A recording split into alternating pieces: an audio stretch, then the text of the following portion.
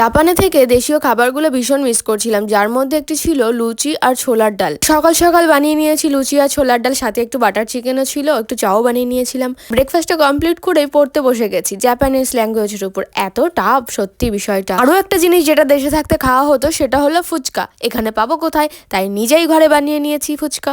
হ্যাঁ হ্যাঁ, তোমরা ঠিকই শুনেছো, ফুচকা বানাচ্ছি। ফুচকার ডোটা আমি আগের দিনই রেডি করে রেখেছি। ফুচকার ডো বানাতে বেশি কিছু প্রয়োজন হয় না, বেশি পরিমাণে সুজি দিতে হবে, সামান্য একটু আটা দিয়ে বেকিং পাউডার দিতেও পারো, না দিতেও পারো, ব্যাস মেখে নাও, হয়ে গেল ডো। ফুচকা ছাড়ার আগে কড়াইতে তেলটা কিন্তু বেশ ভালো করে গরম করে নিতে হবে, নালে কিন্তু একটি ফুচকাও ফুলবে না। দেখো কত সুন্দরভাবে ফুলছে ফুচকাগুলো। এই ফুচকার বানানোর জন্য কিন্তু এই তেলের গরম হওয়াটা কিন্তু ভীষণ পরিমাণে একটা সিক্রেট বিষয়। এই তেল সবসময় গরম রাখা চাই। আমাদের ফুচকা বানানো কমপ্লিট, এখন তোমরা শুধু ফুচকার আওয়াজটা শোনো যে কতটা কড়মড়ে হয়েছে। এখন তাহলে ফুচকাগুলো আমরা মজা করে খাই, আবার দেখা হচ্ছে পরে নেক্সট ব্লগে। সবাই সুস্থ থেকো, ভালো থেকো, সাবধানে থেকো, টাটা।